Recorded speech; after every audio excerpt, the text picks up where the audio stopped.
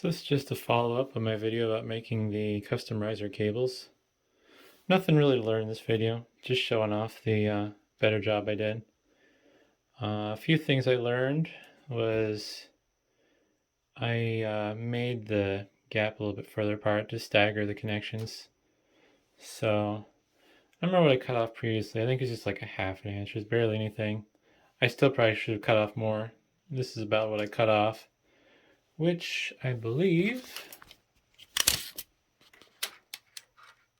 yeah, 1¼ inch. I should have probably spread those out a little bit longer, but I think this will work great. I did strip them down further. I believe that's about 3/4 inch.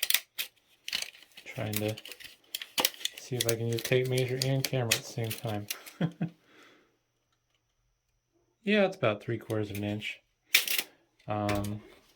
That made it easier, and then I pinched the wire on one side and used my other hand to twist it on the other, and they ended up really clean. I think there's a few focus, nope.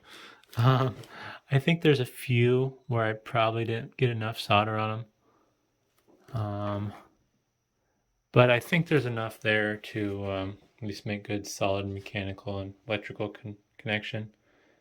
I could have probably covered up a little bit more of the copper. There was one where I put a little too much heat in the wire, and my little clip crushed it a little bit, so that's definitely something I'll have to keep in mind as well. But I am going to heat shrink this next. Alright, well, I heat shrink the joints. I messed up, put the heat shrink on the 12-volt wires in the wrong order.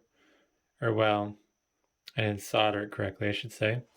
So I lucked out, and I was able to back out the pins on the connector and redo that. I'm really excited to have color-coded heat shrink versus just using the cheap stuff I had from Harbor Freight. So now the next step is dealing with this braid.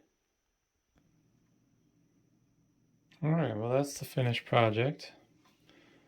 Definitely improvement from the last one I made. I don't think that shows up very well on the camera. I bought heat shrink that was too big. That's the 3/4 inch heat shrink I bought. I'm gonna have to probably get a little bit smaller size, but it looks really nice, way nicer than the other one turned out. I was gonna put some green stuff on the other end, the Tesla side of things, just so it'd be a little more obvious. Plus I was gonna write on both ends, write riser on that and Tesla on this, but since the heat shrink I bought's not gonna work, I'll have to reconsider that. But yeah, with how this one turned out, I feel a little bit more confident in what I'm doing. I think I might actually make some custom ones to sell. The gap between the ends is roughly 17 inches. I feel that's probably a little too long, but I decided on that length just because it's more maneuverable.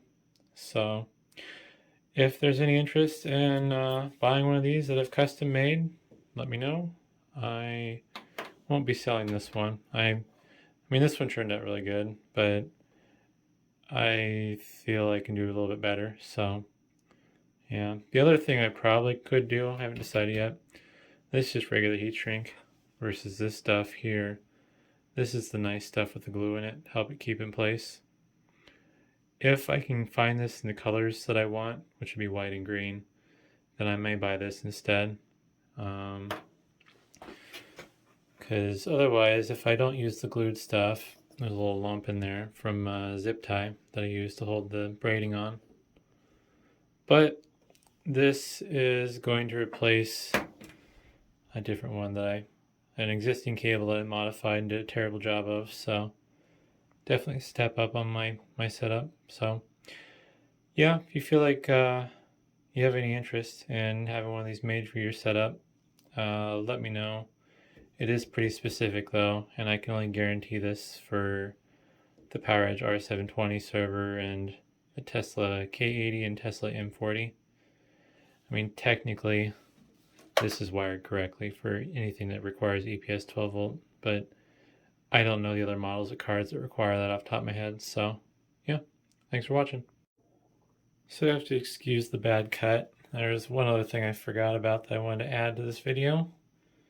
On the left, this connector that I'm putting to the riser was originally intended to be a 4+4 EPS 12 volt connector. So it has the extra wide locking clip versus this one. It was already just designed to be an EPS 12 volt 8 pin. So it's the standard connector. I'm going to intentionally do this with these cables since there's no keying to prevent you from plugging them in backwards from the standpoint of the shape of the connectors. They have the same pattern, EPS 12 volt and the PCI Express 8 pin. There's just a little notch by one of the pins on a PCI Express 8 pin. So with this cable, that wider notch, or locking pin I mean, is too wide for the notch on the Tesla versus this one is just the right width. So this side will only go on the Tesla side of things without modification or improper use. You'd really have to jam that one in hard to try to get it to go in close. So yeah, thanks for watching.